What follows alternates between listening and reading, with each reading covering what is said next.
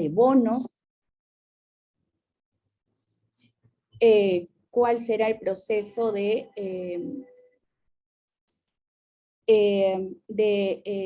adquisición de valores en el extranjero, cuál será el proceso para la administración de cartera, entre otros.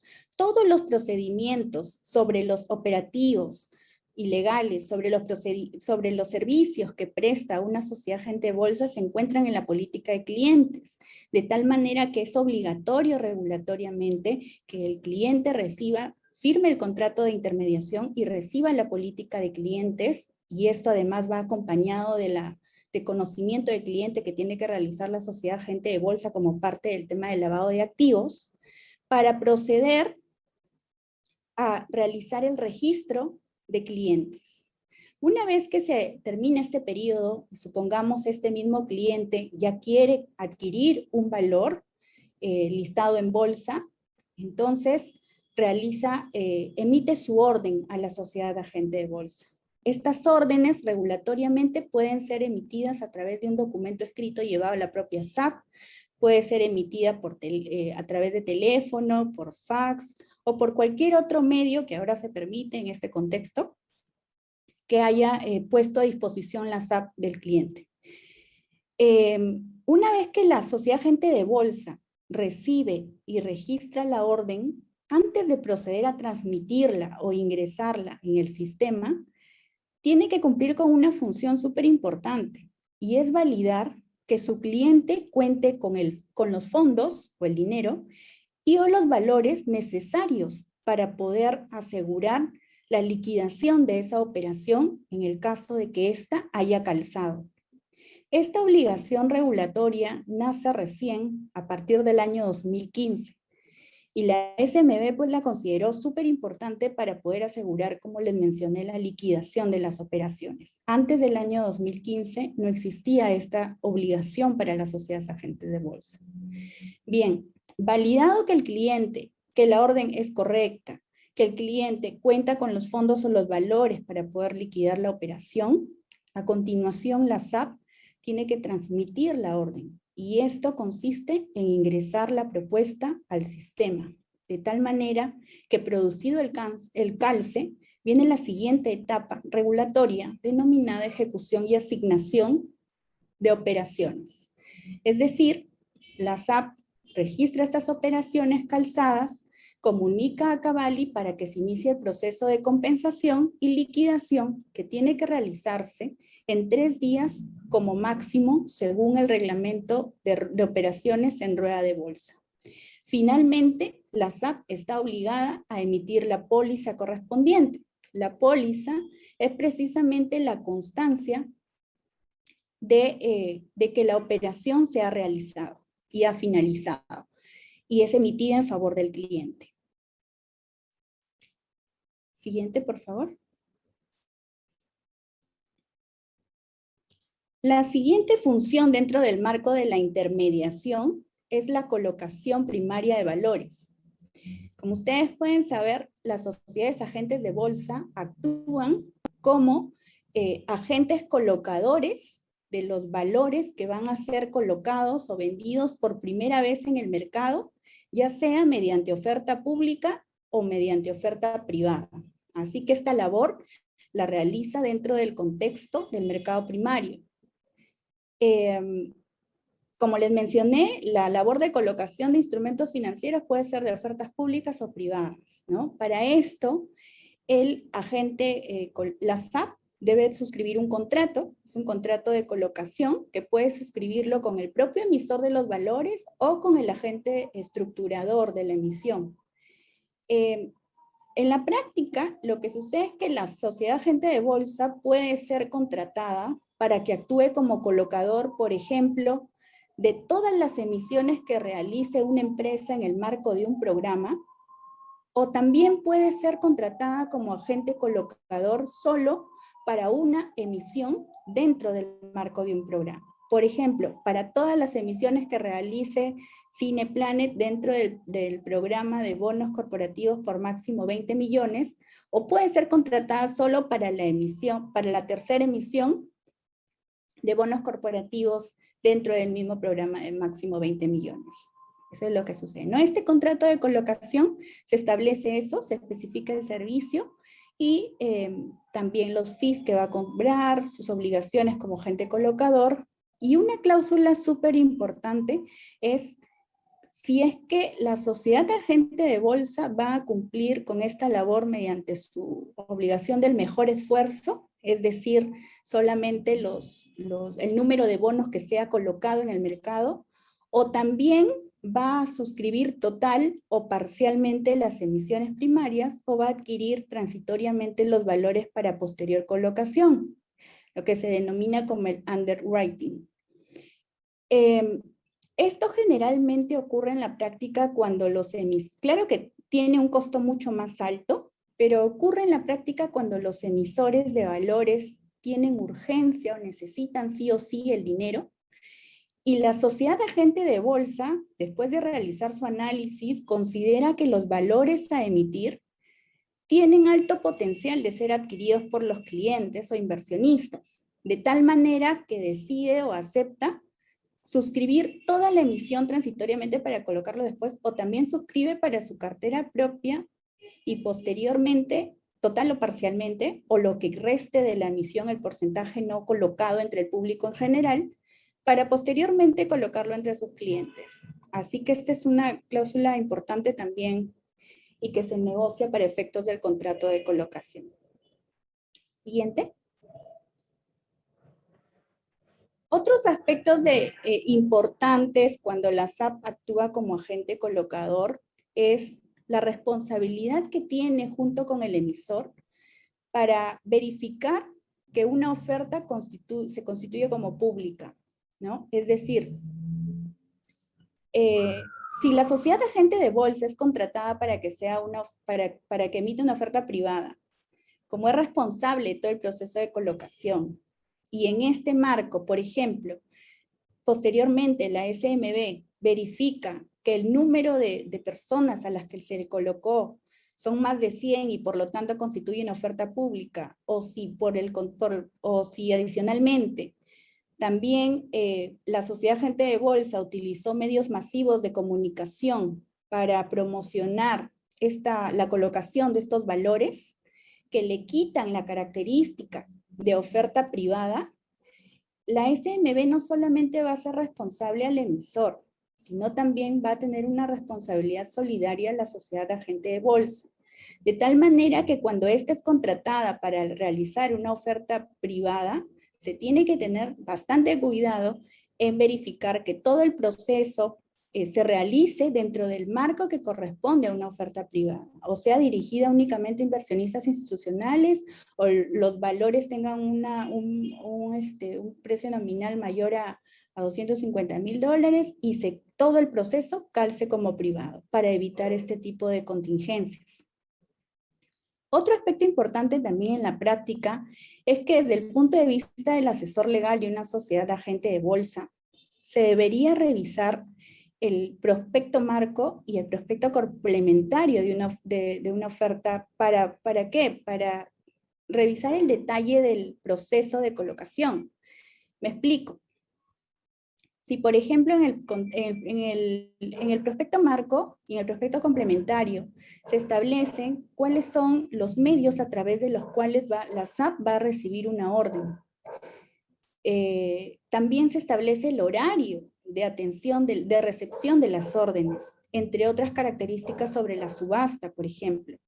Y si sucede, por ejemplo, que la sociedad agente de bolsa contabilizó órdenes que llegaron después de determinada hora establecida en el prospecto marco y se recepcionó órdenes mediante medios que no estaban establecidos en el prospecto marco, o por ejemplo, recepcionó una orden en la oficina, o puso como un medio de atención o de recepción de órdenes, las oficinas de la SAP, y estas estaban cerradas y no se contabilizó determinada orden.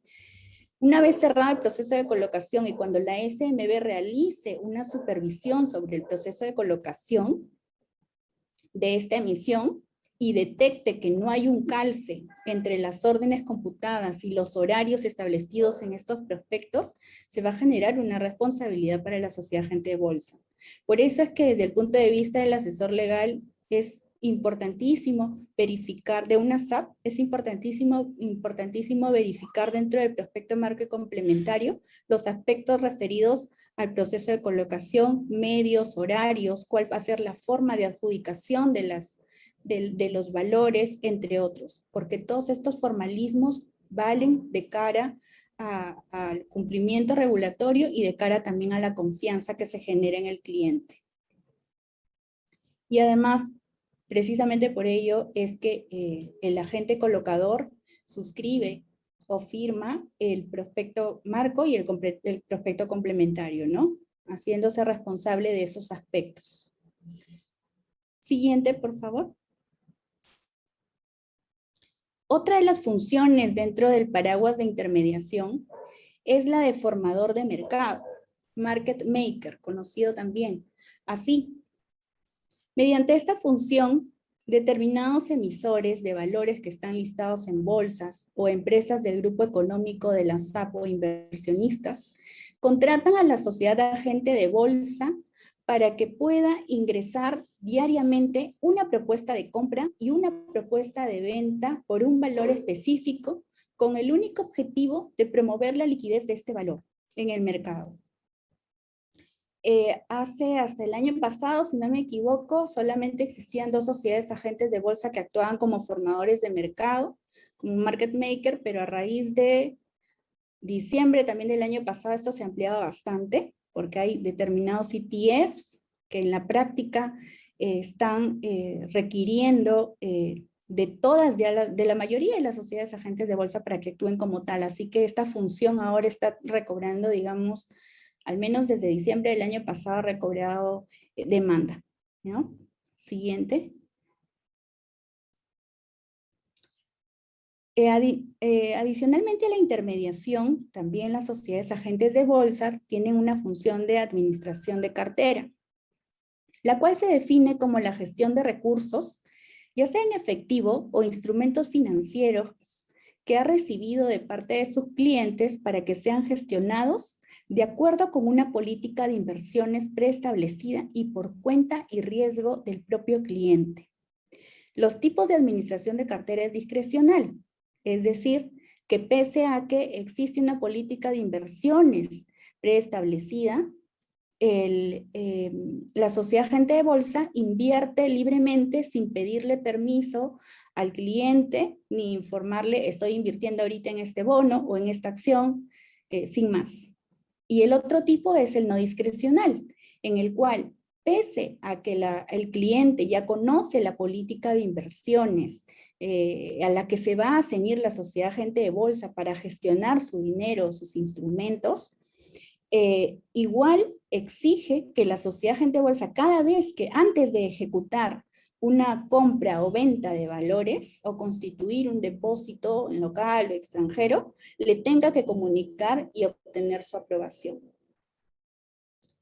Un aspecto relevante en la administración de cartera es que la norma, el RAI, obliga a que las sociedades agentes de bolsa cuenten con políticas de inversiones, que les mencionaba, y estas políticas de inversiones, por ejemplo, una política de inversión conservadora, una política de inversión de mediano plazo, una política de inversión agresiva, generalmente son los tipos de políticas con los que manejan las sociedades agentes de bolsa, tienen que contar regulatoriamente con un objetivo de rentabilidad, criterios de diversificación, que implica que se establezcan límites, por ejemplo, de inversión por tipo de instrumento, mercado, moneda, etcétera.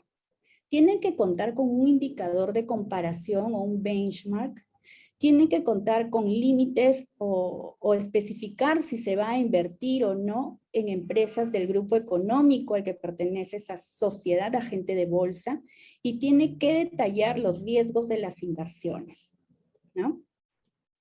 Un tema muy importante es que en las sociedades agentes de bolsa la gestión de carteras es independiente, es individual por cada inversionista. Esto no es una administración de portafolios como lo que sucede en los fondos mutuos, en los que se junta todo el dinero de las personas y se invierte de manera grupal. No, acá hay una cuenta, digamos, individual por cada cliente y un portafolio independiente por cada uno de ellos. Siguiente. Otros aspectos relevantes es que según el reglamento de agentes de intermediación, este contrato de administración de cartera debería detallar, además del dinero y los instrumentos que le ha entregado el cliente a la sociedad agente de bolsa, la modalidad, si es discrecional o no, la valorización, porque por ejemplo, si el cliente le entregó determinados valores a la sociedad agente de bolsa, ¿qué precio van a tomar? ¿La metodología que haya establecido la propia SAP? ¿O quieren el de una empresa proveedora de precios? ¿No? Eso es algo a definir en el contrato. La aceptación de los riesgos por parte del cliente, los riesgos que implica la gestión de cartera, tanto la sociedad agente de bolsa como los clientes deben reconocer y aceptar la política de inversiones. Es importantísimo que esta política de inversiones se describa dentro del contrato o se anexe al contrato para que quede constancia de que el cliente la ha reconocido y la ha aceptado. Además, se tienen que detallar en este contrato cuáles son los eventos que van a ser calificados como significativos y que van a tener que ser comunicados al cliente como máximo según la norma al día siguiente de ocurridos. Eventos significativos, con ellos se refiere la norma a los eventos que puedan impactar en la valorización de la cartera del cliente. En cuanto al plazo a establecer, no hay un plazo regulatorio para la administración de cartera, de tal manera que puede ser acordado por las partes. Generalmente tiene mucho que ver con el tipo de política de inversiones que desea el cliente. Por ejemplo, para las políticas de inversiones conservadoras ya hay plazos recomendados y preestablecidos por la sociedad agente de bolsa. Y lo mismo para los otros perfiles, ¿no? Agresivo, entre otros. En cuanto a la resolución del contrato, lo que prevé la norma es que el cliente puede resolver el contrato en cualquier momento, pero la sociedad agente de bolsa tiene la discrecionalidad de establecer en la política de clientes cuál va a ser la forma para la resolución de este contrato. En el caso de que sea la SAP quien quiere resolver el contrato de administración de cartera, sí existe un plazo regulatorio previo y es de al menos 10 días de anticipación para que sea comunicado esto al cliente. Siguiente, por favor. Bien, ahora vamos con la fusión de custodia de instrumentos financieros. La custodia de instrumentos financieros es el servicio que las sociedades agentes de bolsa brinda a sus propios clientes sobre precisamente los instrumentos financieros que recibe y en los que invierte, ya sean física o mediante anotación en cuenta. Este servicio puede ser gratuito, pero también la sociedad agente de bolsa puede cobrar por esto. Por ejemplo, en el contrato de administración de cartera, un dato adicional puede ser el cobro de una comisión por la custodia de los valores objeto de la gestión de cartera. Dentro del marco del servicio de custodia, la SAP puede realizar la custodia ella misma como empresa o puede también contratar a terceros. Por ejemplo, podría contratar a un banco para la custodia física de algunos instrumentos o valores o alguna entidad encargada de esta custodia de valores, pero la responsabilidad de cara a los clientes siempre se va a mantener en la sociedad agente de bolsa. En cuanto a la modalidad de la custodia de los valores anotados en cuenta, la custodia siempre se encuentra en Cavalli, en la cuenta matriz de la sociedad agente de bolsa, es donde van a estar los valores, la custodia de los valores que corresponden a su cliente. Y en el caso de los custodios extranjeros, también va a estar en las cuentas en los custodios extranjeros. Esto tiene que estar especificado en los contratos. Finalmente, en base a a esta función de custodia de instrumentos, la sociedad agente de bolsa, en representación de sus clientes, realiza el cobro de los dividendos, tratándose de acciones, por ejemplo, de los intereses, de los bonos o instrumentos de deuda, y de los valores en general en custodia. Siguiente, por favor. ¿Qué otros servicios financieros presta la sociedad agente de bolsa regulatoriamente? Tenemos una muy importante, que es la de actuar como representante de los obligacionistas en las ofertas públicas de valores mobiliarios. En base a esta función, la sociedad agente de bolsa tiene la responsabilidad de negociar y de firmar el contrato de emisión, el prospecto marco y el prospecto complementario respectivo. Esto es súper importante porque en el contrato de emisión se encuentran establecidas las funciones de la SAP como RO. Y también es muy importante mirar cuáles son los covenants de los cuales va a cuidar, verificar que se encuentran correctamente establecidos, que se encuentren entendibles, verifica la sociedad agente de bolsa que las obligaciones que tenga el emisor de cara a ella misma sean las suficientes, claras, precisas, oportunas, con periodos establecidos para que pueda cumplir con su labor de vigilancia, entre comillas, y protección de los intereses de los obligacionistas o inversionistas. Además, la SAP verifica que las garantías de la emisión se hayan constituido en el caso que la emisión cuente con garantías, ¿no? Otra función importante dentro de este marco es que la SAP elabora reportes trimestrales de cumplimiento de covenants y comunica estos reportes a los obligacionistas y a la Superintendencia de Mercado de Valores. También tiene como función convocar a asambleas de obligacionistas, de ser el caso. Por ejemplo, si sabe que si el emisor, por ejemplo, sabe que se puede incumplir un covenant, usualmente lo que hace es comunicarle a la SAP para que en su labor de RO pueda comunicarle esto también a su vez a los inversionistas y le aprueben un waiver o le aprueben una dispensa, ¿no? Una modificación al contrato, y de esta manera, al actuar preventivamente, no se llega a incumplir con el covenant que está vigilando la sociedad agente de bolsa y se activen otros mecanismos de defensa. Y finalmente también inicia la SAP y prosigue procesos extrajudiciales o judiciales orientados a defender los intereses de los obligacionistas. Esto de manera principal porque las funciones de la SAP como RO precisamente son las mismas que están en la Ley General de Sociedades y en la Ley de Mercado de Valores y en el Reglamento de Oferta Pública Primaria, como le corresponde. Siguiente, por favor. Ok, otra función de la sociedad agente de bolsa es prestar asesoría económica y financiera. Y con esta, en la práctica, y una de las más recurrentes funciones, nos referimos a la estructuración de emisiones de deuda y de oferta pública y privada.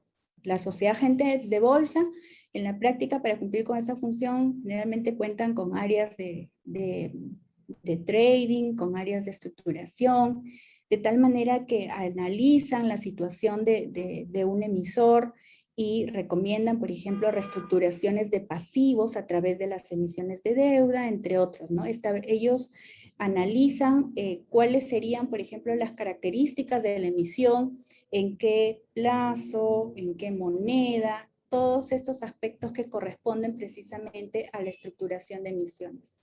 También prestan asesoría en ofertas públicas de compra.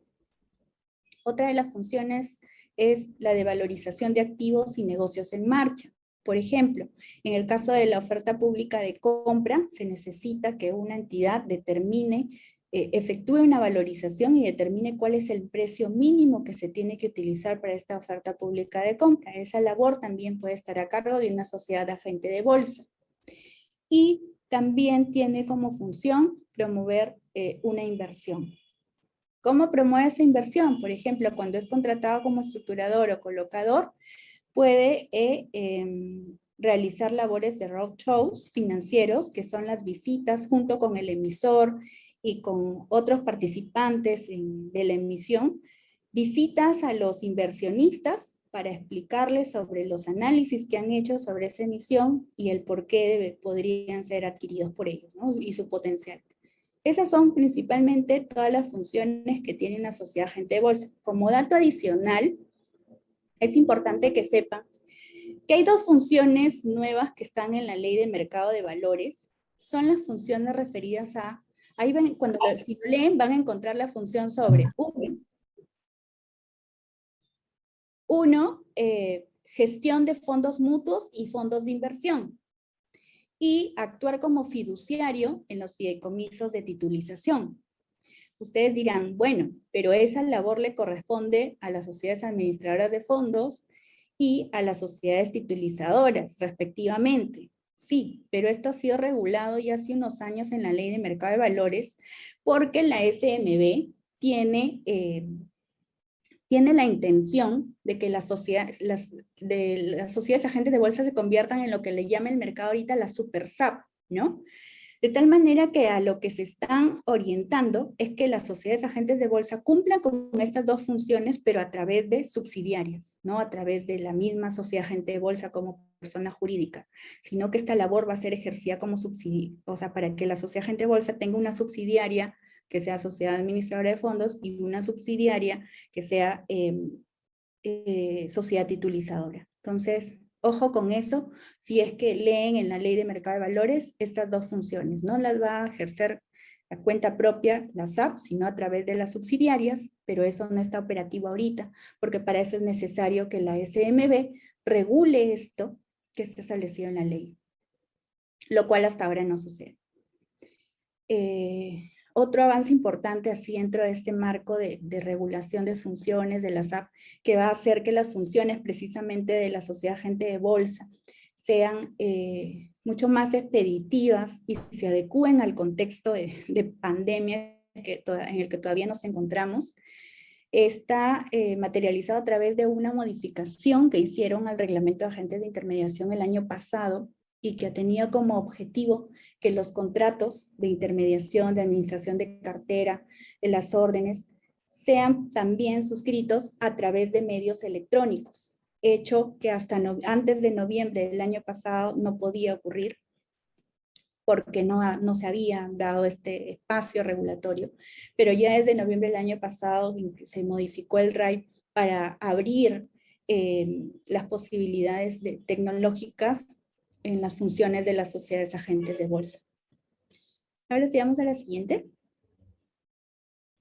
Bien, terminados estos aspectos, vamos a entender un poco el fundamento de la regulación. Este fundamento ha sido obtenido de IOSCO, que es la Organización Internacional de Comisiones de Valores. Según IOSCO, los pilares de la regulación de las agentes de intermediación son uno, la protección al inversionista, y también mantener la integridad del mercado. De esta manera podemos entender que el objetivo de la regulación de los agentes de intermediación es salvaguardar el capital, los fondos de los clientes y además mantener la confianza del público en este mercado secundario de agentes de intermediación. De esta manera es que la regulación local establece requisitos prudenciales y de capital, es decir, requisitos de entrada para una sociedad agente de bolsa. Requisitos de capital, entiendo que el capital ahora para constituir una SAP es de aproximadamente 1,5 millones de soles, pues también la SAP se tiene que acoger a la regulación de gestión de riesgos, a la regulación de lavado de activos, a la regulación de manipulación de precios, y cómo impacta directamente esto a la SAP, ¿no? Cómo se consigue este objetivo de salvaguardar el capital, los fondos de los clientes y la confianza del público a través de la regulación. Por ejemplo, en específico, las sociedades agentes de bolsa están obligadas a controlar diariamente y a mantener límites de solvencia, liquidez y operativos, que se manifiestan en cómo, en verificar todos los días que se cumplan con el capital mínimo. También la SMB, según la Ley de Mercado de Valores, puede exigir un capital adicional a la SAP, tiene esa facultad. que se cumpla con el patrimonio mínimo, esto se monitorea todos los días, que se cumpla con el indicador, el límite máximo de endeudamiento como SAP, que se cumpla con un límite máximo de exposición de operaciones a plazo, local o en el extranjero, entre otros. Si una SAP incumple uno de estos límites prudenciales para salvaguardar estos objetivos, tiene un plazo corto para regularizarlo y es de máximo 3 días. Otro de los aspectos que le exigen a la SAP es contar con una unidad de auditoría interna y de manera adicional con un oficial de cumplimiento normativo, ¿no? A diferencia de una sociedad o administradora de fondos a la que solamente se le exige contar con un funcionario de control interno hasta ahora. Y algo también súper importante es en la sociedad agente de bolsa, es que cuente con una política sobre uso indebido de información privilegiada y manipulación de mercado. Esto también es recontra importante, ¿por qué? Porque obviamente las personas que trabajan en la sociedad agente de bolsa acceden a información privilegiada.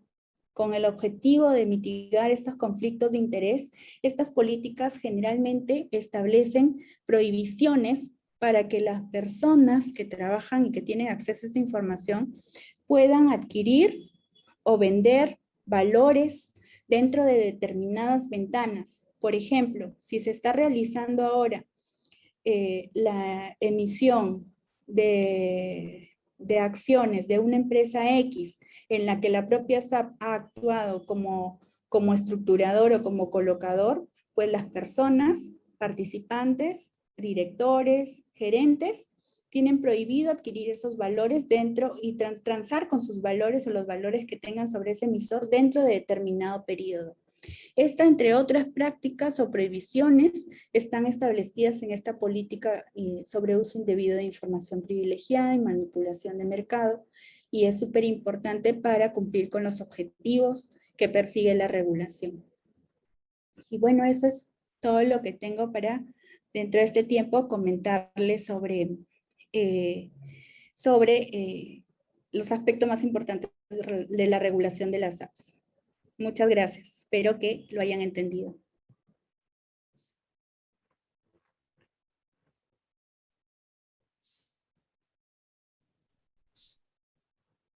Muchas gracias por su disertación, estimada doctora Ley.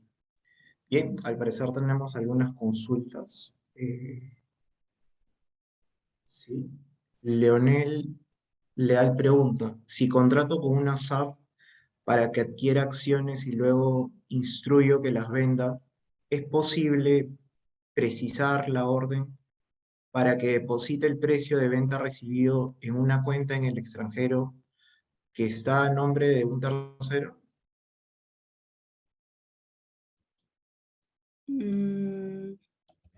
Mira, no.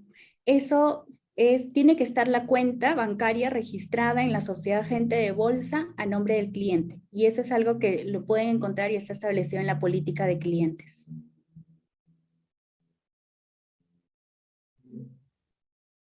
Otro comentario también que nuestro participante Leonel ha puesto en el chat es, la ley obliga a la SAP a contar con un oficial de cumplimiento que prevenga la comisión de delitos previstos en la ley 30424, ley sobre responsabilidad administrativa de personas jurídicas. Sí, sí cuentan con este responsable, exactamente. Bien. Vamos a ver si hay alguna otra Para consulta. conocimiento cuentan con políticas sobre esos temas, la sociedad agente de bolsa aprobadas por el directorio de la SAP.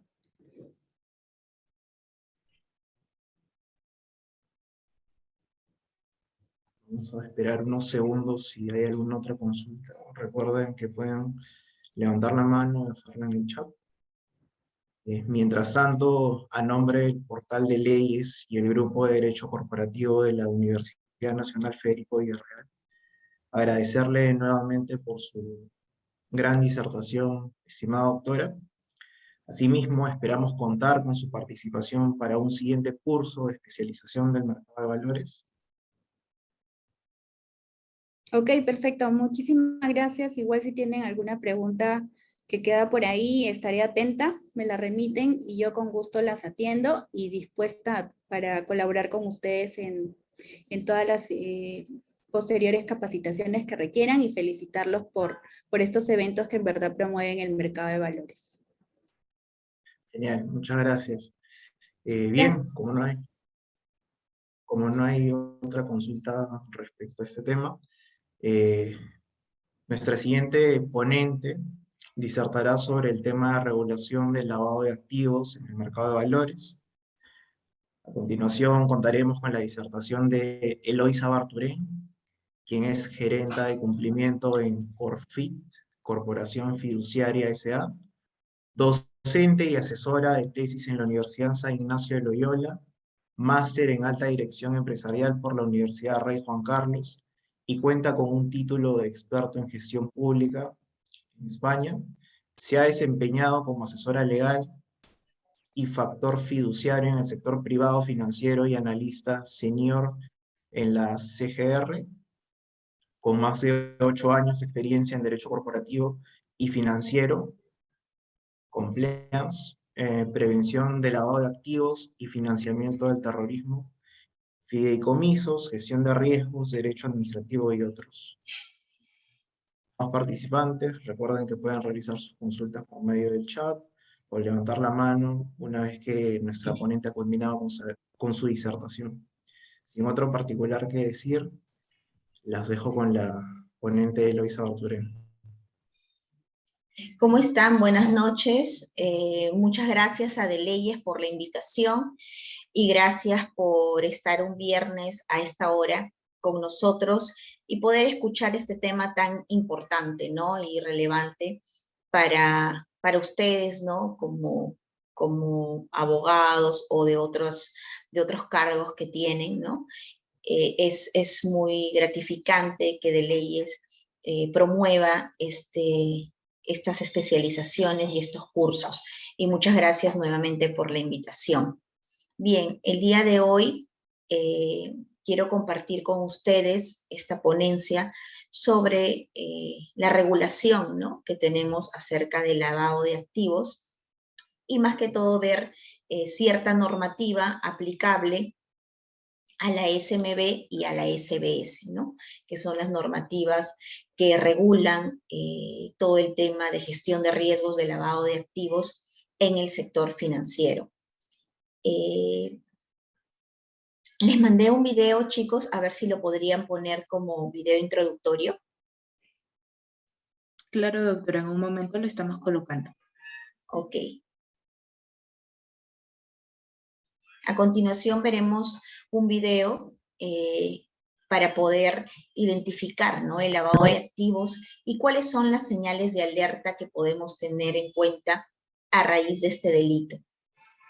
Operativo y que incluyó el allanamiento de varias viviendas. La policía detuvo esta mañana a nada más y nada menos que al alcalde de Chilca, Richard Ramos Ábalos. La autoridad distrital es acusada de formar parte de una organización criminal vinculada al tráfico de terrenos, cobro de cupos y sicariato. En el inmueble, como estamos viendo, la policía ha encontrado 240.000 soles y $30.000, todo en efectivo. Ahí estamos viendo los fajos de dinero siendo contados uno por uno. Ahí están los soles y también están los dólares ya debidamente contados y separados en fajos. Pero además se ha encontrado un lujoso auto deportivo y también gran cantidad de objetos de valor. Junto con el alcalde de Chilca, Richard Ramos, también se han detenido a otras 34 personas. Y aquí estamos viendo el interior de la casa allanada, con una cancha de gras sintético con las medidas reglamentarias. Ojo, esto no es un parque, es el interior de la casa del alcalde de Chilca. Y ahí estamos viendo, el alcalde está cabizbajo, con las manos esposadas, y están revisando también otras propiedades incautadas. ¿Qué podría decir sobre el dinero que han encontrado en su casa? Es una organización que ha estado involucrada en múltiples actividades criminales, tráfico de terrenos, homicidios, sicariato, que ha corrompido a personas y que afortunadamente con los métodos modernos con los que se trabaja ahora hemos podido pacientemente y con el esfuerzo de muchísimos efectivos de la Policía Nacional, a la que felicito, con el apoyo y con el liderazgo de 80 fiscales, como les digo, este es uno de los trabajos más importantes que ha ocurrido en Lima nunca. ¿Cuántos implicados hay? Hay hasta la operación no ha concluido, está todavía concluyendo y la vamos a presentar mañana a las 7 de la mañana y les vamos a dar todos los detalles. Siente el poder del fondo de... Ok, teniendo en cuenta lo que hemos visto en el video, entonces cabe realizarse estas interrogantes. ¿De qué se trata el lavado de activos? ¿Y cuáles serían los delitos fuentes del lavado de activos? Y a su vez, ¿qué señales de alerta podemos identificar en esta comisión de actos delictivos por parte del ex alcalde de Chilca? Quisiera ver, una de las participantes que se encuentra en la reunión del día de hoy. Carol, ¿qué consideras que es el delito de lavado de activos y qué alertas puedes encontrar de acuerdo al video que hemos visto hace un momento?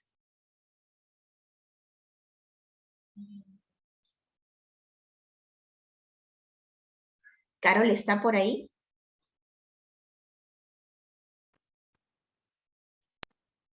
Creo que no se encuentra, doctora. Carol Blanco, hacemos llamado para que puedas responder una pregunta que se te formuló. O Romina tal vez nos pueda apoyar.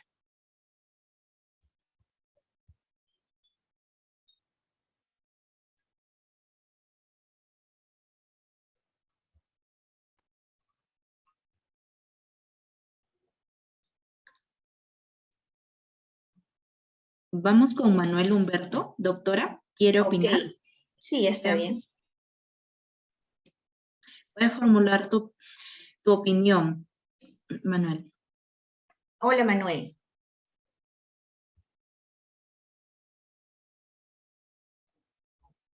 Hola, Manuel, no te escucho. Parece que falta activar tu audio.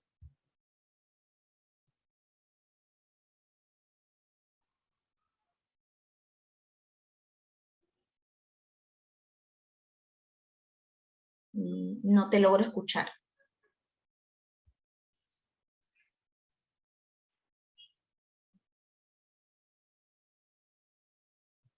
Hola.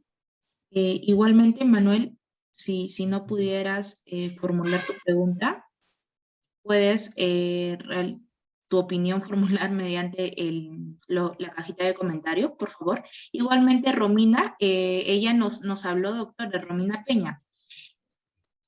Ok. En todo caso, podrían dar sus comentarios por mensaje o por el chat, ¿no? Pero bien, este video más que todo está relacionado con el delito de lavado de activos y delitos fuentes, porque para entender el delito de lavado de activos, que es pues una actividad ilícita y que trata de ocultar el origen legal del dinero, el lavado de activos podemos decir que proviene de delitos precedentes o delitos fuentes, porque proviene de otros actos ilícitos, como por ejemplo actividades de corrupción de funcionarios, como en este caso hemos visto, ¿no?, que el exalcalde de Chilca ha presentado un incremento de su patrimonio, ¿no?, a raíz, pues, ¿no?, del cargo que ha ejercido, que hasta incluso tenía una cancha de fútbol en su casa, tenía diversos fajos de dinero y también diversos bienes, ¿no?, que valían en demasía, ¿no? Entonces, esas son señales de alerta que podemos identificar en este caso para poder entender un poco mejor de qué se trata el delito de lavado de activos. Y así podemos definir que es un proceso de ocultar o disfrazar el origen ilegal del dinero o cualquier clase de bien, ya sea un bien inmueble o bien mueble, para luego hacerlo parecer como legítimo. Y así se sigue toda la ruta del dinero, ¿no? Tratando de ocultar, disfrazar, transformar o incluso guardar el dinero dentro, ¿no?, de la actividad económica o del sector financiero.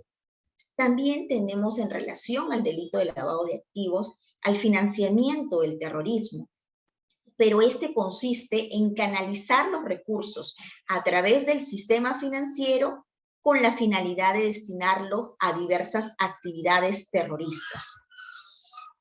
Para hablar del delito de lavado de activos y de acuerdo a las funciones que también yo ejerzo, ¿no?, actualmente en la empresa Corfit, nosotros analizamos el tema de los fideicomisos que en realidad pueden constituir una herramienta en la cual se puede ocultar el dinero y también puede ser utilizada para cometer el lavado de activos. Y acá les quería traer un ejemplo, ¿no?, con este caso de fideicomiso, porque dentro de este también se podría dar el delito de lavado de activos. Tanto la Superintendencia de Mercado de Valores supervisa a las sociedades fiduciarias que realizan estos fideicomisos, ¿no?, a través con diversos inversionistas, a través de la bolsa, y que también trabajan, ¿no?, con intermediación de sociedades agentes de bolsa.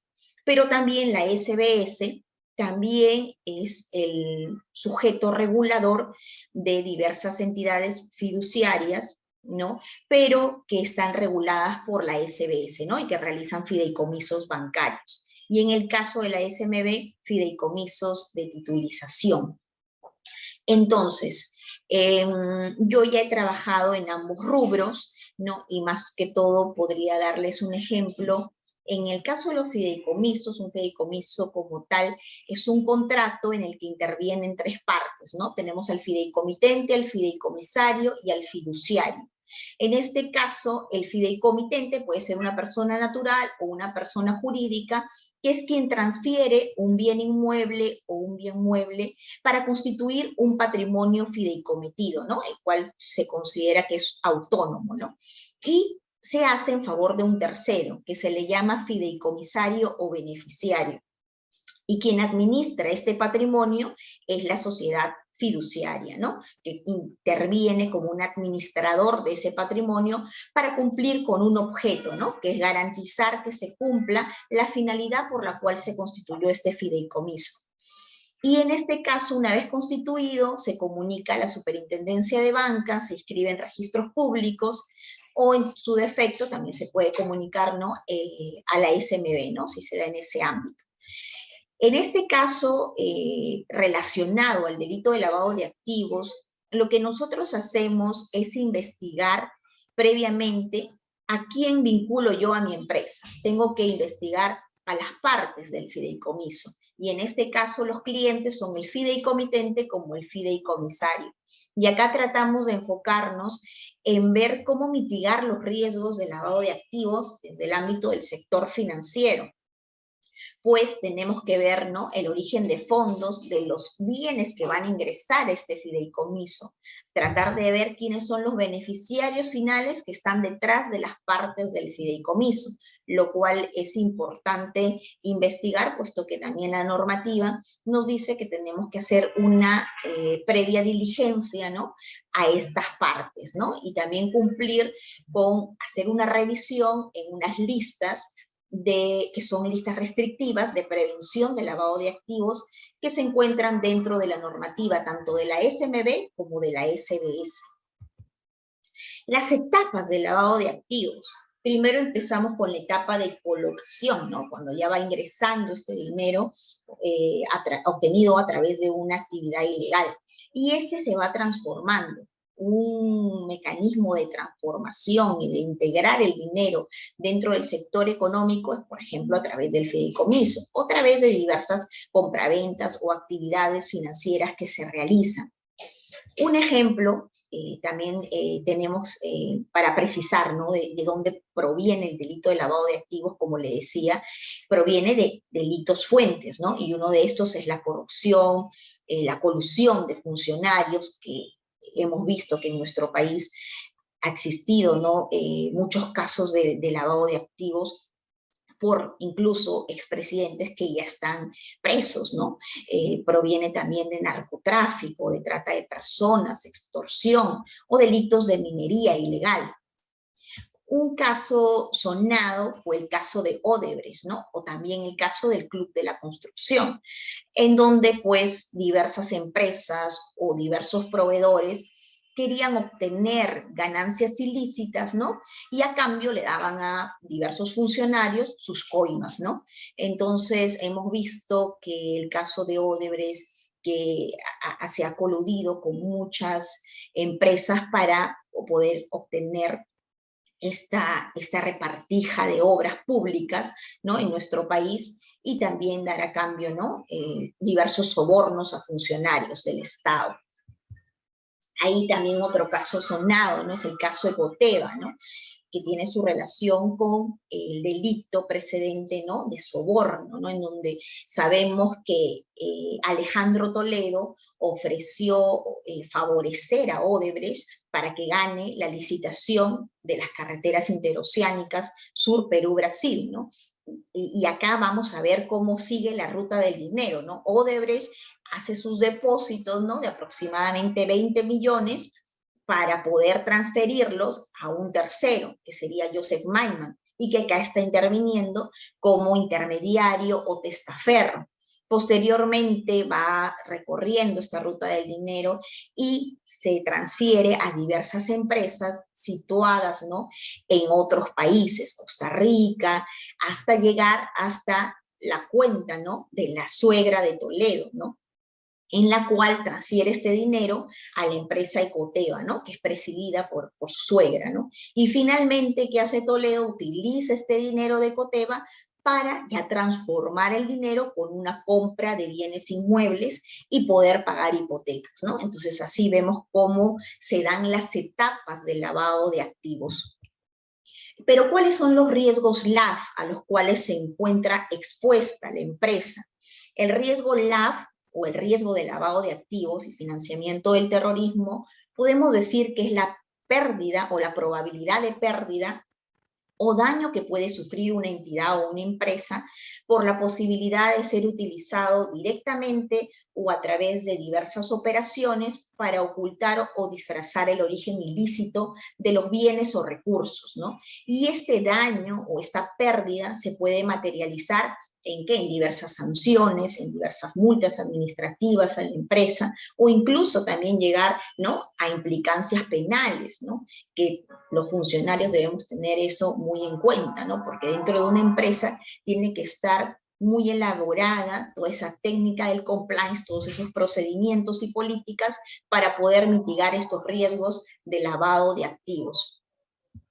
Esto también afecta, obviamente, ¿no? La reputación de la empresa. Ahora, si queremos enfocarnos también en la regulación del lavado de activos, quería hacerle un contraste, ¿no? Entre el sector de la SBS y el sector de la SMB.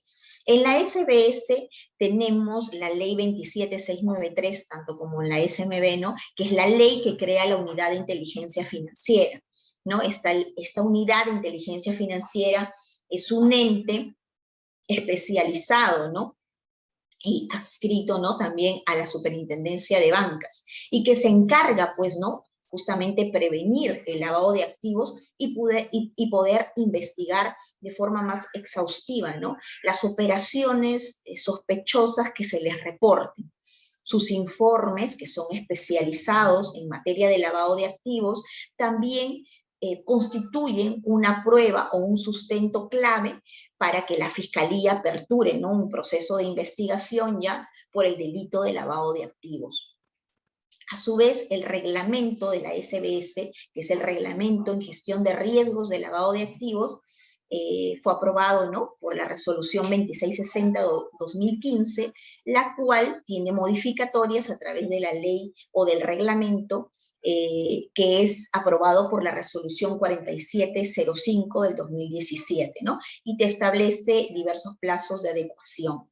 También la resolución 4349, que ya es una norma más específica y que nos habla sobre las funciones y cargos de las personas expuestas políticamente, ¿no? En materia de PLAF. Estas personas expuestas políticamente son personas que en los últimos 5 años han obtenido, ¿no?, funciones públicas o también funciones prominentes de alguna organización internacional, ¿no?, y que por su cargo están más expuestas a poder cometer este delito de lavado de activos, ya que son funcionarios públicos, ¿no?, que están más expuestos por el tema de las obras, por el tema de que tienen contacto con estas licitaciones y que hay que aplicarles una debida diligencia más reforzada. También tenemos diversas normas que posteriormente, a partir de 2016, también salieron, ¿no?, referente al congelamiento administrativo de los fondos, ¿no?, de diversos sujetos que podían estar vinculados con delitos de lavado de activos, delitos de terrorismo u otros, ¿no?, como delitos precedentes o fuentes.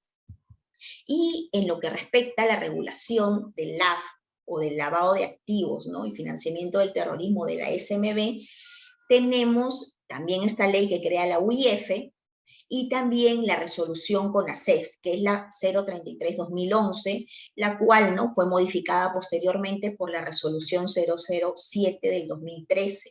Y acá se efectúan ciertas modificaciones a los artículos de las normas de prevención del lavado de activos. En sí, la normativa de lavado de activos en ambas entidades se regulan, ¿no?, por lo que establece la Unidad de Inteligencia Financiera y que se tiene que contar también, ¿no?, con una oficialía de cumplimiento que pueda, pues, ¿no?, ejercer esta labor de poder prevenir el lavado de activos y pueda reportar a la Unidad de Inteligencia Financiera operaciones sospechosas que detecte de personas, pues, ¿no?, que están posiblemente afectando, ¿no?, a esta entidad financiera. También tenemos los decretos legislativos que dictan medidas para fortalecer la prevención y detección del lavado de activos, ¿no? Y también esto se basa en diversos parámetros del GAFI, ¿no?, que es el Grupo de Acción Financiera Internacional que tenemos para poder mitigar los riesgos con directivas internacionales, que ante alguna omisión o vacío que tengamos en nuestra normativa nacional, podamos tener este referente, ¿no?, para poder aplicarlo. Además, también tenemos el decreto legislativo 1106, que ya habla más de las sanciones penales, ¿no?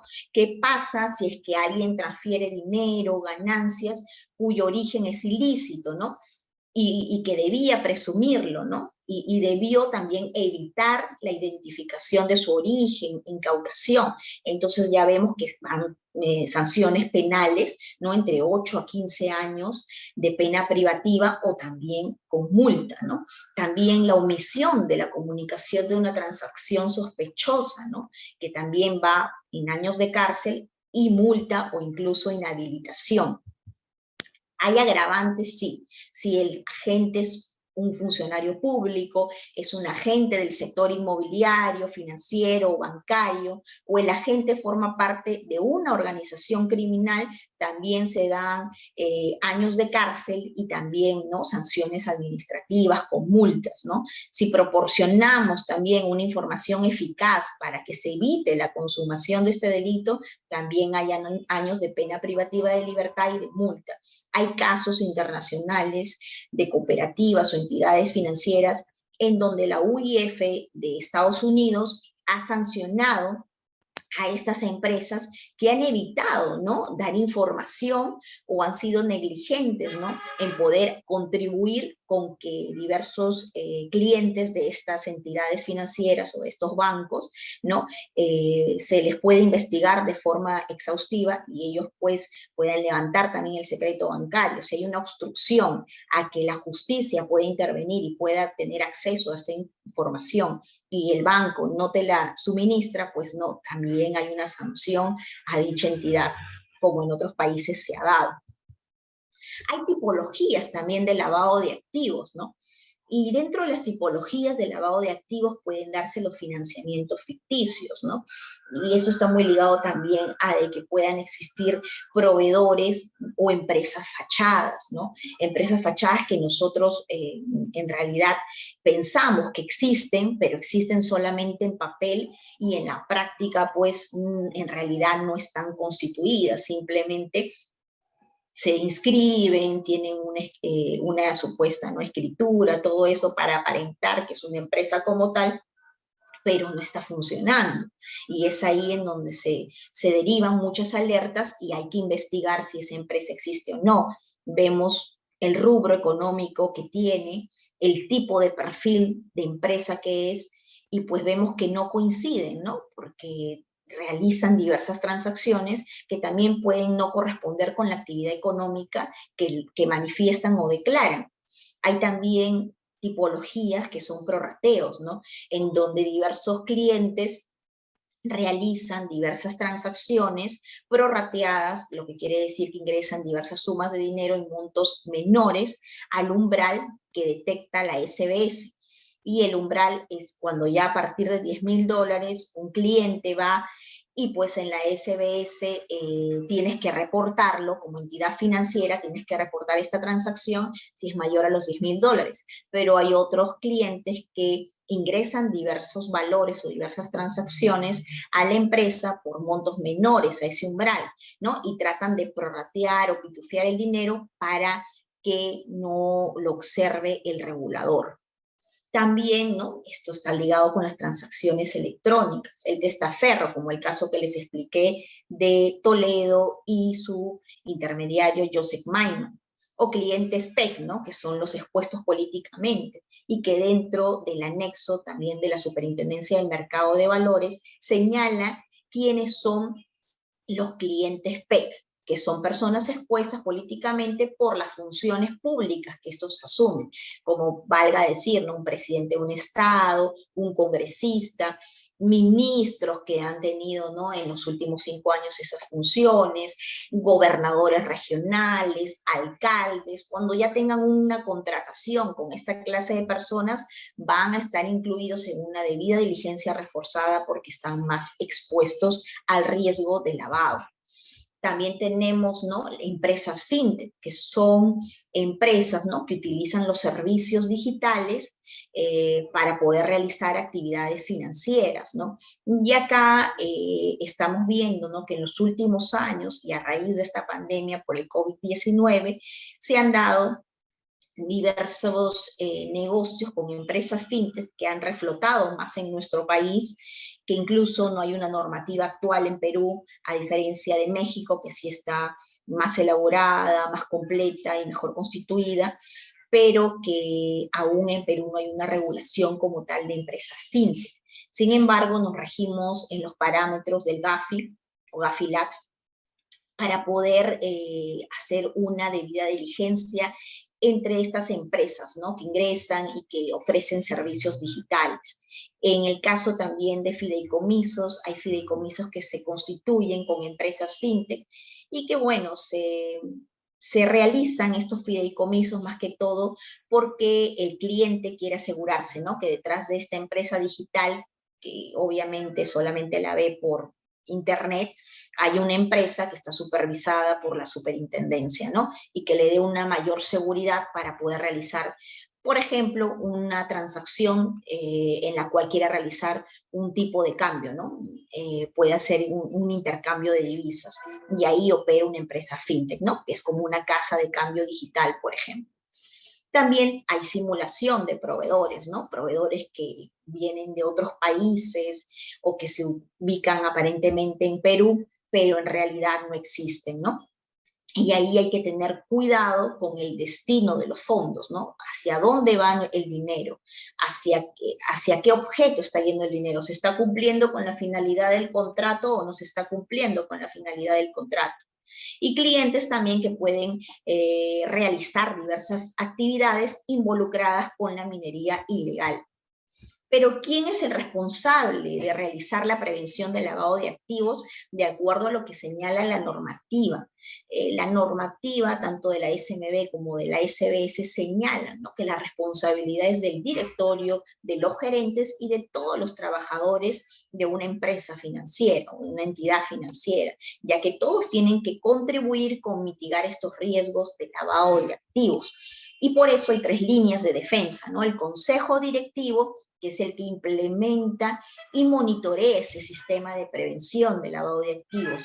La oficialía de cumplimiento en prevención de lavado de activos, conjuntamente con las gerencias, ¿no?, de negocios o apoyos, ¿no?, y que son quienes también tienen que cumplir con las políticas de medida de control y mitigación de los riesgos. Y también en otra línea de defensa están las auditorías, la auditoría interna y la auditoría externa, ¿no?, que son quienes van a supervisar de forma trimestral o cuatrimestral a la entidad, ¿no?, y poder ver cómo va todo este sistema de prevención del lavado de activos, cómo va el área legal, cómo va el área de contabilidad, y poder ayudar a la empresa que cuando venga una inspección del supervisor, porque hay supervisión, una inspección de la SMB o de la SBS de forma anual, ¿no?, en dicha entidad, y pues ve todo, ¿no? Te pide de todo, desde tus políticas internas que tienes como prevención del lavado de activos, hasta ver si te sanciona o no por el cumplimiento de alguna normativa, que es obviamente obligatoria, ¿no? Y estas auditorías son importantes, incluso hay auditorías específicas en temas de lavado de activos, ¿no?, en donde se tiene que contar con toda la información para poder demostrar, ¿no?, que tú estás aplicando efectivamente lo que te indica tu normativa. ¿Y por qué es importante esta cultura de prevención? Es importante que toda empresa tenga esta cultura de prevención capacitando al personal, ¿no? Capacitando al personal mínimo, te dice la norma, 2 veces al año, ¿no?, en materia de prevención del lavado de activos. Y que en esta capacitación, como mínimo, tiene que detallarse, ¿no?, en qué consiste este delito, tiene que detallarse cuál es la responsabilidad de todas las áreas de la empresa, tiene también que detallarse cuáles son las políticas internas, la normativa externa de la empresa, para poder formar, ¿no?, una cultura de prevención y todos estar alineados, ¿no? A veces el oficial de cumplimiento en prevención de la se siente muy solo porque algunos pues se enfocan mucho en el negocio, pero no en que hay que realizar ciertos controles o ciertos checklists previamente, ¿no? Y es entendible también, ¿no?, porque lo que uno quiere a veces en la empresa es cerrar y obtener más clientes, pero también hay que tener esta cultura de compliance para poder mitigar el riesgo y poder identificar con quién vas a contratar. Entonces, dentro de toda empresa es importante que exista un manual de prevención del lavado de activos, que también lo pide la normativa de la SBS y de la SMB, un manual que establezca las políticas, el procedimiento, ¿no?, para poder prevenir estos riesgos, un código de conducta hacia el trabajador. Y también cómo vas a realizar esta debida diligencia, cómo se aplica el registro de operaciones o el reporte, ¿no?, de operaciones. Dentro de la debida diligencia que se tiene que aplicar, la normativa señala de que hay un régimen de debida diligencia general con determinados requisitos que se aplican para el conocimiento del cliente. Hay otro régimen que es reforzado, que por ejemplo en el caso de los fideicomisos aplica el régimen reforzado, para casos de clientes PEC aplica el régimen reforzado, para el caso de clientes que por ejemplo son investigados por diversos delitos relacionados de repente al AF, pero que no tienen una sentencia penal, también se les tiene que aplicar la debida diligencia reforzada, y ya queda criterio o política interna de la empresa, si es que trabaja con estos o no, pero si es que en caso decide hacerlo, se le tiene que aplicar esta debida diligencia reforzada. Y también este manual tiene que contener, ¿no?, que el reporte del registro de operaciones que se hace mensualmente al regulador, ¿no? En el caso de la SMB no es que sea un reporte mensual que se realice, pero está siempre a disposición del regulador. También tenemos mecanismos de prevención del lavado de activos y dentro de estos hay diversos factores, ¿no? Factores como factor geográfico, ¿no? Es diferente evaluar a un cliente que es de nacionalidad peruana, que está en nuestro país, a un cliente que es extranjero o no residente, ¿no? Al cual se le tienen que aplicar diversas políticas o diverso perfilamiento, diversa gestión de riesgos a este cliente que es extranjero o que de repente está ubicado, ¿no? En un país, ¿no? De nula contribución tributaria, ¿no? O de nula imposición. Que se encuentre de repente en una isla o que se encuentre en Panamá, ¿no? Es diferente la gestión de riesgos que vas a aplicar a ese tipo de cliente. El factor cliente, ¿no? ¿Cuál es el tipo de cliente con el que voy a contratar? ¿Cuál es la antigüedad que tiene esta empresa en el mercado, ¿no? Es diferente contratar o hacer un negocio con una empresa que ya tiene, ¿no? Más de 20 años en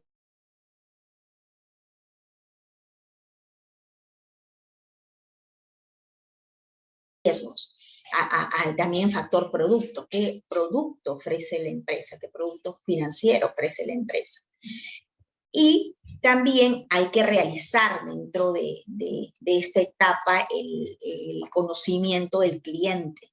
Que primero la normativa de la SMB, también la SBS señala, ¿no? Que son 3 etapas. La etapa de identificación, que consiste en desarrollar e implementar procedimientos que permitan obtener información sobre la identidad de un cliente, ¿no? Una empresa, por ejemplo, lo primero que hace es pedir un registro del cliente, una ficha del cliente o un formulario del cliente para conocer con quién me estoy negociando, con quién estoy contratando o quién va a ingresar a mi empresa. Luego lo que hago es verificar, ¿no? A través de la documentación que te ofrece el cliente y poder aplicar diversos procedimientos de verificación. Muchas empresas a raíz de la pandemia hoy por hoy aplican, pues, ¿no? La identificación digital o la firma digital o diversos mecanismos biométricos que permitan verificar que esa persona es, pues, ¿no? Eloísa Barturén, por ejemplo, ¿no? Y que efectivamente yo la verifique a través de diversas fuentes de RENIEC, SUNAR, que esa persona es todo lo que indica ser, ¿no? O su Sentinel también, y evalúo qué nivel crediticio tiene esta persona, o qué bienes tiene en registros públicos, o qué bienes me va a ceder, ¿no? Entonces todo eso va a ser un acumulativo de cómo verifico a esta persona. Pero en esta etapa previa también de conocimiento del cliente, hay que hacer una debida diligencia de ver si el cliente está o no en listas de prevención del lavado de activos, si se encuentra, por ejemplo, en la lista OFAC, en la lista de las Naciones Unidas, en donde hay diversas personas que se encuentran reportadas por temas de delito de lavado de activos, terrorismo u otros delitos, ¿no? Para poder prevenir, ¿no? Y no contratar con estas empresas, dado que eso es lo que sí te prohíbe el regulador. Temas también de monitoreo, ¿no? En la etapa de monitoreo hay un propósito de asegurar que las operaciones que realizan los clientes sean establecidas de acuerdo a lo que indica su perfil. ¿No? Aquí el cliente puede realizar ya durante la transacción comercial diversas operaciones en la empresa, pero vemos, ¿no? Que de acuerdo a lo que este cliente señala, no corresponden necesariamente a su perfil. Te indica que es un profesor, ¿no? De primaria y este mes transfirió de repente 1.000 soles, el otro mes transfirió 100.000 y el tercer mes 1.000.000. Entonces vas viendo parámetros que no coinciden con el perfil del cliente, ¿no? Y ahí se identifica una señal de alerta que debe ser investigada para ver si se constituye en una operación inusual, ya de acuerdo a la operativa que realice el cliente, y luego poder reportarse en todo caso a la unidad de inteligencia financiera si es que fuera una operación sospechosa o no. Entonces, en los regímenes de debida diligencia les había comentado que tenemos 3. El régimen simplificado es el que te pide menos requisitos. El régimen general, pues te pide todos los requisitos básicos que tiene que tener el cliente y que ustedes lo pueden ver en la resolución de la SMB y también en el reglamento de gestión de riesgos de la SBS. Y en el régimen reforzado, que ya son los clientes que les había dicho, como por ejemplo los P, que tienen que tener una debida diligencia más exhaustiva. Y otros que también te establece la misma norma. Pero esta debida diligencia, ¿a quiénes se les realiza? Se les realiza a todos los funcionarios que trabajan en la empresa, al nuevo personal de la empresa, a los proveedores con los cuales también nosotros vamos a contratar en nuestra empresa, ¿no? Tenemos que ver a quién estamos contratando, o a las empresas intermediarias, y es muy importante realizarle la debida diligencia a todos ellos. También tenemos, ¿no?, el registro de operaciones, ¿no? El registro de operaciones, que es lo que nosotros más que todo elaboramos, ¿no?, para poder registrar las operaciones que superan un umbral de $10.000, o que si son más de una operación de un mismo cliente o de un mismo proveedor, se realizan de manera conjunta, ¿no? Realizan operaciones dentro de un mes y se reportan también a la SBS, en este caso, cuando son mayores a $50.000, ¿no? Entonces es importante tener este registro de operaciones al día y por lo menos, ¿no?, conservarlo en el plazo de 10 años ante alguna inspección o ante algo que se pueda dar en la empresa, y poder ver, ¿no?, si se detecta o no una operación sospechosa, ¿no?, en un determinado cliente. Entonces, este registro se tiene que llevar, ¿no?, y conservar por todo el sujeto obligado, que es una entidad financiera, y llevarse mediante sistemas informáticos. Pero, ¿qué son las operaciones inusuales que les comentaba, ¿no? Son aquellas operaciones que se realizan o que se hayan intentado realizar, cuya cuantía, características y periodicidad no guardan relación con la actividad económica que realiza el cliente, ¿no? Entonces salen del parámetro de lo normal, ¿no? Las operaciones sospechosas también están un poco relacionadas con estas, ¿no? También salen del parámetro normal, pero también no cuentan, ¿no?, con un fundamento o sustento económico, ¿no? Y por su número y cantidad de transacciones que nosotros podemos advertir, y también por las características particulares de esta, pueden conducir a sospechar que se está utilizando a la empresa para transferir o invertir en recursos provenientes de actividades ilícitas. Ante esto, se reporta a través de la Oficialía de Cumplimiento. Una vez identificada una operación sospechosa, se tiene que reportar a la Unidad de Inteligencia Financiera en los plazos establecidos por el regulador. ¿Cuál es el procedimiento de esta comunicación? Toda señal de alerta, ¿no?, que es detectada por un colaborador de la empresa, debe ser comunicado al oficial de cumplimiento, que, como les dije, es la persona designada por el directorio de una empresa para que pueda prevenir el lavado de activos, ¿no?, y pueda trabajar conjuntamente con todos los funcionarios de la empresa para generar una cultura de cumplimiento y de capacitación en lavado de activos. Y esta persona sea la intermediaria del sujeto obligado, que es la empresa, para que pueda reportar, ¿no?, si detecta una operación sospechosa dentro del plazo, ¿no?, que establece la normativa, ya sea de la SBS o de la SMB, ¿no? La SMB te da un plazo más, un poco más amplio, ¿no?, que es hasta 15 días, y la SBS sí es un poco más rígida en esto, que es dentro de las 24 horas que esto se haya detectado, ¿no? Incluso tener un sustento adicional sobre esta operación, pero cada ente te indica, ¿no?, un formato de cómo debes comunicarlo a la entidad que te supervisa. También el oficial de cumplimiento recepciona, ¿no?, la comunicación de las señales de alerta de los colaboradores, y luego de su análisis y buen criterio que tienen en esta materia, es donde debe de reportarla. También, en cuanto al lavado de activos, es importante mencionar el tema del beneficiario final, que han habido diversas modificatorias, pero a través de los reglamentos o de las leyes de SUNAT, ¿no? En donde señalaba también, ¿no? Que se debe identificar el beneficiario final que está detrás de una persona o ente jurídico, ¿no? Y hay que llegar hasta la persona natural que está detrás de estos, ¿no? Y, por ejemplo, en el caso de los fideicomisos, nosotros tenemos que llegar a identificar a la persona natural, la cual, pues, ¿no? Realiza esta operación en beneficio de esta empresa, o quien ejerce el control efectivo en esta empresa, o identificar al beneficiario final de acuerdo al porcentaje del 10%, ¿no? Que te indica también la Superintendencia Nacional Tributaria.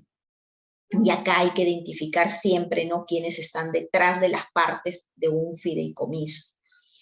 Además, en las señales de alerta que les comentaba, hay que identificar las señales de alerta que están por parte de los clientes, de los colaboradores y en las operaciones, ¿no? Del cliente, si un cliente, por ejemplo, te niega a proporcionar información acerca de su perfil, ¿no? Si tú como funcionario le pides reiteradamente y no te quiere dar la información, o evita o elude declarar su origen de fondos, por ejemplo. Los colaboradores que de la noche a la mañana aumentó su situación económica, y como recursos humanos yo sé, ¿no? Más o menos cuánto gana, y tengo que reportar esa operativa inusual del colaborador a la oficialía del cumplimiento. Operaciones, ¿no? Que se dan por diversos prorrateos o diversas transferencias que pues también salen de los parámetros normales, ¿no? Como les decía, ¿no? Hoy transfiero 10.000, pasado 50.000, y la tercera más de 3 millones, y pues no coinciden con el perfil de la empresa y su rubro económico, ¿no? Entonces también hay señales de alerta por esas transacciones. Pero, ¿qué acciones concretas debemos realizar para prevenir el lavado de activos? Bueno, acá mi recomendación, ¿no? Es capacitar siempre al personal, no solo lo que te dice la normativa, ¿no? Sino siempre, ¿no? Creo que eso es fundamental y clave para que el personal esté con esta cultura de compliance. También, ¿no? Poder reportar, si es que detecta una señal de alerta, reportarla a la oficialía de cumplimiento y poder contribuir con la mitigación de riesgos. Poder también, como funcionario, de acuerdo a lo que me compete, a mi área, poder realizar la identificación del cliente, porque esto no solo es un tema de cumplimiento, sino es un tema de todas las áreas de la empresa, ¿no? Realizar esta debida diligencia previa, ¿no? Si soy del área de negocios, tengo que saber con quién estoy negociando. Si soy del área de contabilidad, tengo que saber al menos o verificar la documentación que me presenta, ¿no? Si soy del área de operaciones, saber quién me está emitiendo o quién me está abonando algo a mi cuenta, ¿no? O a quién estoy destinando el dinero, ver ese destino, ¿no? De los fondos, si coinciden o no con el objeto del contrato. Entonces es importante que todos contribuyan, ¿no? Con esta mitigación y prevención del lavado de activos. Entonces, eso ha sido todo por hoy y muchas gracias. Si tienen alguna pregunta, pues aquí puedo apoyarlos. Muchas gracias por su excelente disertación, estimada doctora Eloisa. Vamos a esperar un tiempo determinado para ver si hay algún participante que tiene alguna consulta por ahí. Recuerden que pueden alzar la mano. ¿Me permite hacer la consulta por micrófono? Sí, claro, Leonel, adelante. Bien, pues muchas gracias, doctora, muy ilustrativa su exposición. Tan ilustrativa que deja bastantes dudas, no por la falta de información, sino por la cantidad de información que tiene sus diapositivas. Por ejemplo, usted mencionó varias veces al oficial de cumplimiento y en algunas oportunidades mencionó el tema de compliance. La pregunta es, la ley 30424, que regula la responsabilidad administrativa de las personas jurídicas, ¿esa ley es la que contempla la figura del oficial de cumplimiento? Si es así, también le preguntaría si es así o si es otra norma, de repente no la podría decir, pero también le preguntaría, ¿Qué perfil? ¿Se exige un perfil por la ley para una persona que va a cumplir la función de oficial de cumplimiento? O sea, debe ser un abogado, contador, experiencia. ¿Hay algo de ellos o que regula esa parte de ese personaje? Ok, gracias Leonel por tu pregunta. La ley que me hablas de la responsabilidad administrativa es diferente a la ley de regulación en cuanto a la prevención del lavado de activos como tal. Esa ley más que todo te habla de un oficial o un encargado de prevención.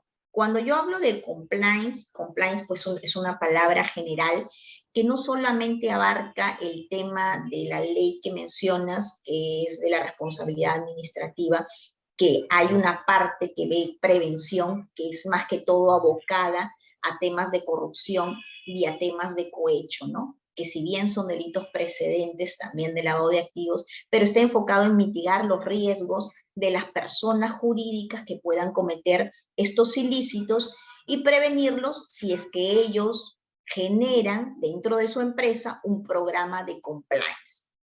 La norma que yo te estoy hablando es de acuerdo a la SBS, la ley o la resolución SBS 2660 del 2015 y modificatorias, que es el reglamento de gestión de riesgos en prevención del lavado de activos y financiamiento del terrorismo. Y la SMB, que es la resolución CONASEF, ¿no? Que es la que también dije en las diapositivas, con sus modificatorias que también son normas de prevención del lavado de activos. Y dentro de estas dos normas, de la SBS y de la SMB, hablan de un oficial de cumplimiento.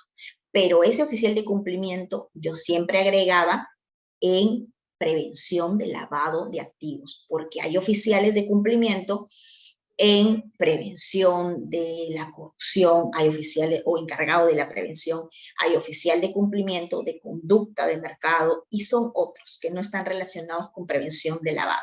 El de prevención de lavado de activos es una persona que tiene que ser designada por el directorio de una empresa, ¿ok? Pero esa persona tiene que tener experiencia en gestión de riesgos de lavado de activos. No necesariamente te dice que sea una abogada, un administrador o un contador. No te señala esa profesión específica. Ya la empresa sí te restringe, ¿no? Porque mayormente quienes pueden tener conocimiento en esta materia pueden ser abogados, pueden ser contadores, pueden ser también personas que tengan experiencia en gestión de riesgos. Entonces, a esas personas la empresa te dice, no, bueno, yo necesito que tenga esta experiencia como mínimo 5 años, 4 años, pero más que todo sí te indica la norma que tenga experiencia en gestión de riesgos de lavado de activos, ¿no? Pero no precisa exactamente la profesión, ¿no? Que tengan experiencia también en el rubro financiero, ¿no? Porque si vas a ser un oficial de cumplimiento de una entidad regulada por la SMB, tienes que tener experiencia, ¿no? En esta área, ¿no? Esta área del mercado bursátil. Si vas a la SBS, tienes que tener experiencia en haber trabajado en una entidad financiera. Ok, espero haber subsanado tu consulta. Creo que tengo otra de Stephanie. Sí, ¿me escucha, profesora? Sí. Sí, profesora, disculpe una consulta. Lo que pasa es que yo había leído que, o sea, es correcto que en el tema de la ley de responsabilidad administrativa de las personas jurídicas se tiene que tener un oficial no me acuerdo el nombre exacto que tiene, pero sí alguien que mire el sistema, ¿no? Que no haya temas de corrupción. Y me parece que, por ejemplo, el oficial de cumplimiento que es por el tema de lavado de activos que usted dice que es del SBS, me parece que puede asumir también la función de este tema de corrupción, ¿verdad? O sea, podría asumir el cuidado de esos dos sistemas. Ok, ajá. Yo lo que no quería es de que, a ver, yo como los estaba separando, lo que no quiero es que se confundan, ¿no?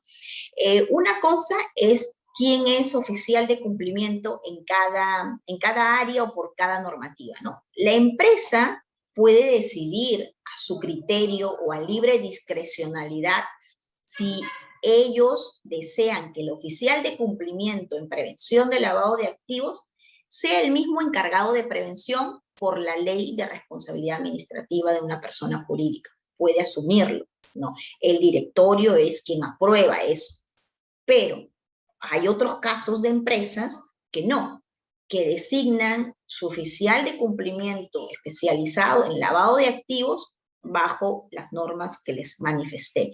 Y su encargado de prevención, asumiendo todo el programa de compliance, ¿no? Que ven otros temas que también, como dice su compañera, están relacionados con temas de corrupción y que es un delito precedente de lavado de activos, vea ese tema, ¿no? Pero todo su programa y su política y la forma como se les comunica, porque también a ellos se les alerta en materia de corrupción y tienen un canal de denuncias, un programa de compliance para poder mitigar estos riesgos o mitigar sanciones administrativas o incluso penales de la empresa, ¿no? Poder tener a esa persona.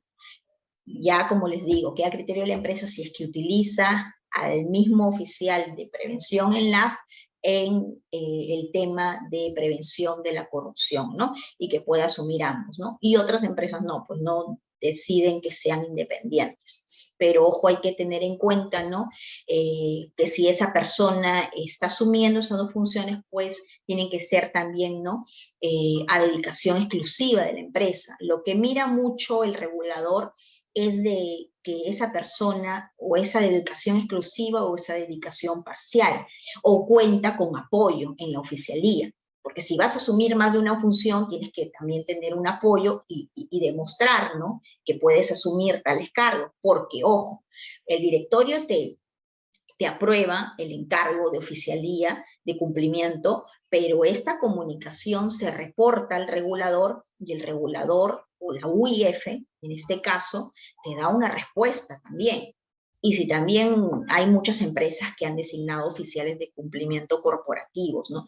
Y también el regulador te puede decir, no hay discrepancias, hay conflicto de intereses, o te puede observar algo, ¿no? Por algún requisito, ¿no? O también te puede observar, ¿no? Si es que no estás en la planilla de la empresa o no estás a dedicación exclusiva, pueden haber diversas observaciones. Pero como les digo, no es que haya impedimento y ya es de acuerdo a la política también interna de la empresa si en ambos se va a asumir la misma función. Gracias. Ok, gracias, profesora, clarísimo. Gracias. Doctora, ¿me permite una ampliación muy pequeña? Así como hay oficial de cumplimiento para empresas del sector privado, ¿también hay para entidades públicas? Por ejemplo, no sé, o sea, un regulador para ministerios. ¿Existe eso? Sí, incluso hay entidades, ¿no? Municipalidades, diversas entidades regionales que ya también cuentan con oficialía de cumplimiento y programas de prevención en lavado de activos, porque ustedes saben, ¿no? Ahí están más expuestos a la corrupción, ¿no? Pero no son bajo la normativa que les he comentado, sino ya otra aplicable a ellos.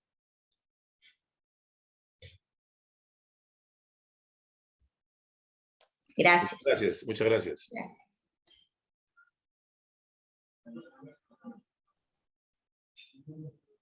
Muy bien, vamos a ver si hay alguna otra duda por ahí. Mientras tanto, a nombre del portal del... A ver, Carlos Gavidia tiene una consulta. Sí, adelante, Carlos. Doctora, una consulta. Con respecto a la respuesta que acaba de dar con lo que preguntó Leonel, ¿no habría ahí una contradicción con las funciones que desarrolla la Contraloría General de la República, respecto a las entidades públicas? Bueno, es que la Contraloría General de la República, si bien es cierto, también ve todo el tema, ¿no? De que si es que hay una malversación de fondos o si se han realizado, no sé, el presupuesto no ha sido destinado para tal caso, ¿no?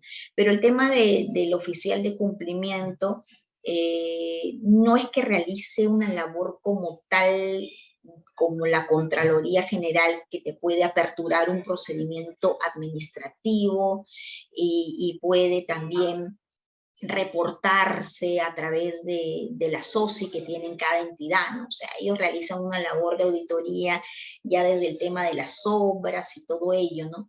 Pero el oficial de cumplimiento lo que hace a través de su programa de cumplimiento es prevenir, mitigar estos riesgos, ¿no? Aplicar políticas que a estas instituciones ayuden, ¿no?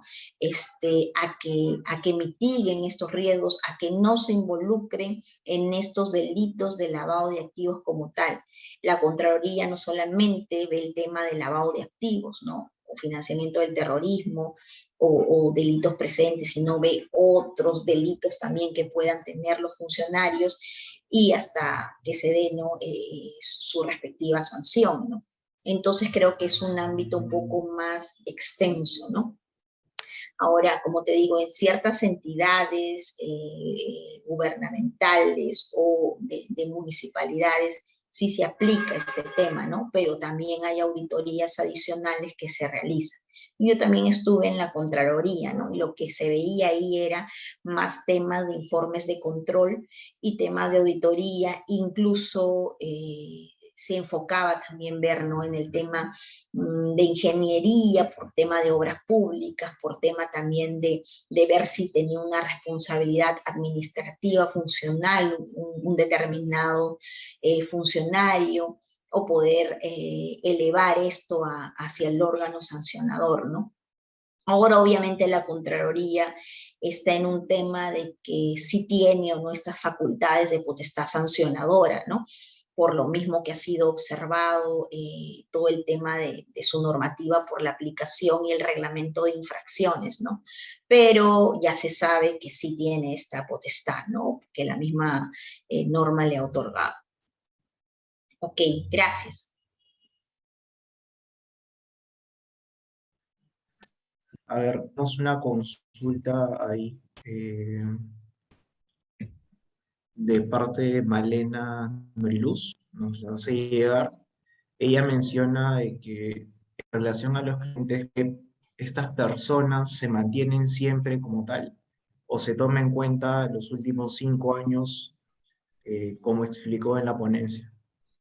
No, lo que te indica la normativa, tanto de la SBS como la SBMB, es que las personas expuestas políticamente son aquellos que han ejercido dichas funciones públicas o prominentes de alguna organización internacional dentro de los últimos 5 años, ¿no? Es política de la empresa, si es que en todo caso desea abstenerse de trabajar con dichas personas, o si les va a aplicar una debida diligencia reforzada dentro de esos años, o de repente quiere ampliar y siempre lo va a monitorear, ¿no?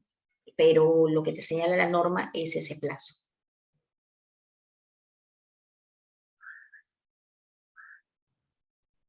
Genial, muchas gracias por las aclaraciones, estimada doctora. Gracias. Bueno, vamos a ver si hay alguna otra consulta por ahí. Doctora, la última, ya no de derecho, sino de práctica pura. ¿Hay demanda de trabajo para oficiales de cumplimiento o para personal que asista a oficiales de cumplimiento? Sí, sobre todo aquí en Lima. En provincia todavía ahí estamos, ¿no? Con este programa de cumplimiento, pero sobre todo acá en Lima, en las entidades financieras que son supervisadas por la SBS, UIF, SMB, tienen que tener oficial de cumplimiento de manera obligatoria, porque tiene que haber alguien que mitigue los riesgos. En estas empresas fintech que también te estaba comentando, muchos tienen también analistas o oficial de cumplimiento, ¿no? En empresas también que realizan sector inmobiliario, construcción, por todo este tema de Odebrecht, del Club de la Construcción que se ha dado, todas estas empresas están aplicando programas de cumplimiento. Entonces, sí se necesita contar con dicho perfil y dichas personas de oficial de cumplimiento o analistas, ¿no? Que apoyen a estas áreas.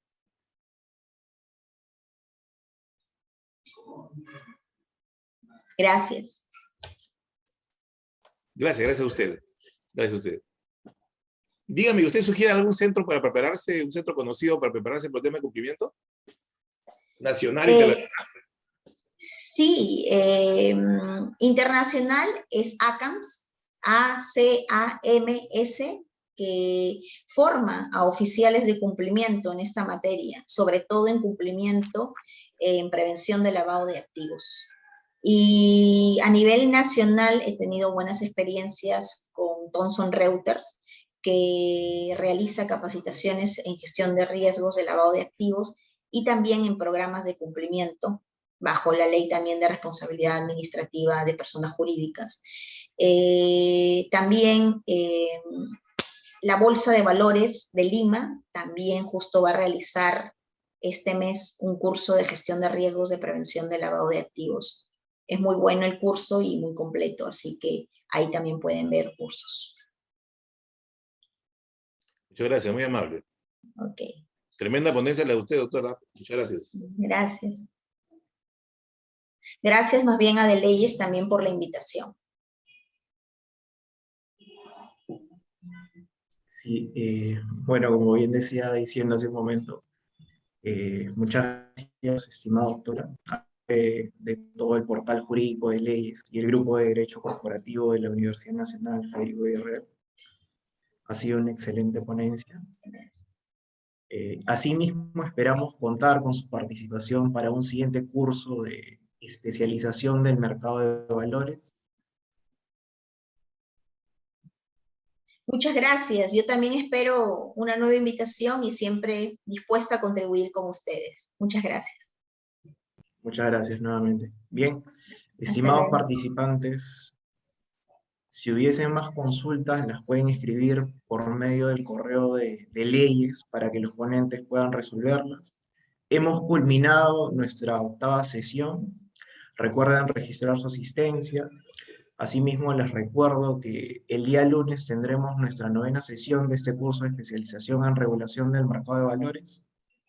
Recuerden que todos los materiales académicos serán subidos a un Drive, el cual podrán visualizar en sus correos.